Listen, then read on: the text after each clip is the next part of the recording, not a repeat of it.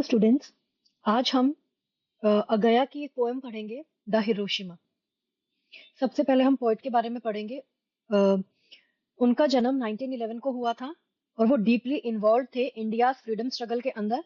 और वो अवॉर्डेड किए गए साहित्य अकेडमी अवार्ड 1964 में, और उनका कंट्रीब्यूशन भी रहा हिंदी लिटरेचर में, और उनको जनपीठ अवार्ड भी मिला 1978 में।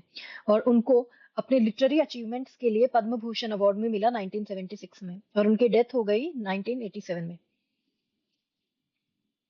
थीम है हॉरर्स ऑफ वॉर। इसके अंदर बताया गया है कि क्या क्या तबाही मची वॉर के टाइम पे। ह्यूमन सफरिंग, ह्यूमंस ने क्या क्या सफर किया।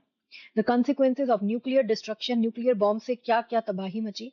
Brutality of inhumanity of war, in war की वजह से कितनी ब्रुटैलिटी से एक ह्यूमन ह्यूमन लोगों की जान गई, ह्यूमन की जान गई। मोरल रिस्पॉन्सिबिलिटी, हमारी क्या मोरल रिस्पॉन्सिबिलिटी बनती है इस वॉर के फेवर में। तो सबसे पहले हम इसके अंदर फर्स्ट स्टैंजा पढ़ेंगे, द डिवास्टेशन। इसके अंदर ये स्टैंजा हिरोशिमा के एटॉमिक बॉम्ब ब्लास्ट के बाद सीन को दर्शाता है। उसको दिखाता है कि पोएट एक बहुत ही ग्राफिक और हॉन्टिंग, डरावना और दिल को छू जाने वाला डिस्क्रिप्शन देता है। पोएट की शुरुआत होती है एक हॉरिफाइंग पिक्चर से। हिरोशिमा जो एक टाइम पर बहुत ही ज्यादा थ्राइविंग सिटी था, यानी एक तरक्की करने वाला शहर था, जो कि अब एकदम एशेज और र्यून हो चुका है, राख और बर्बादी में बदल चुका है।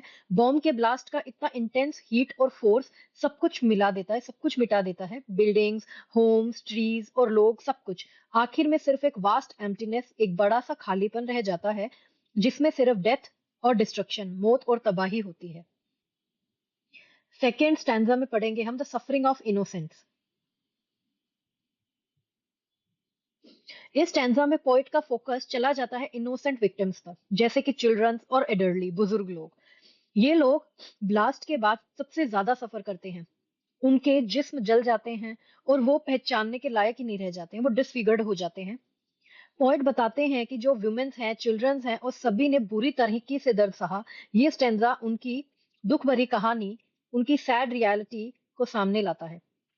थर्ड स्टैंजा के अंदर द साइलेंस आफ्टर डिस्ट्रक्शन के बारे में बताया गया है। जब एक्सप्लोजन और क्योस, तबाही खत्म हो जाती है, तो हिरोशिमा में गहरी डीप साइलेंस हो जाता है।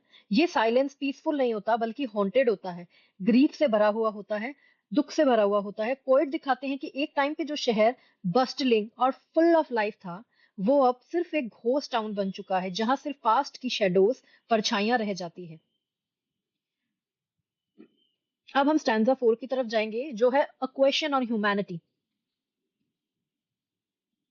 इस स्टैंजा में अगया हमें ये कहते हैं, एक बहुत पावरफुल क्वेश्चन पूछते हैं, एक बहुत पावरफुल क्वेश्चन उठाते हैं कि क्या ह्यूमैनिटी ने अपनी प्रोग्रेस को सही डायरेक्शन में यूज किया है। पॉइंट कहते हैं कि एटॉमिक बम एक साइंटिफिक प्रोग्रेस का रिजल्ट था, लेकिन इससे सिर्फ वॉर और डिस्ट्रक्शन ही मिला। तो सवाल ये है कि क्या ये प्रोग्रेस इंसानियत के लिए था या बर्बादी के लिए। तो ये स्टैंजा हमें सोचने पर मजबूर कर देता है कि जो हमारी टेक्नोलॉजी और साइंस का यूज है, वो किस पर्पस के लिए हो रहा है, राइट। फिफ्थ स्टैंजा और फाइनल स्टैंजा है, ये हमें ये बताता है कि पूरे वर्ल्ड से अपील करते हैं पोएट अगया जी कि हिरोशिमा के गम से सीख लो और पीस और ह्यूमैनिटी की तरफ काम करो।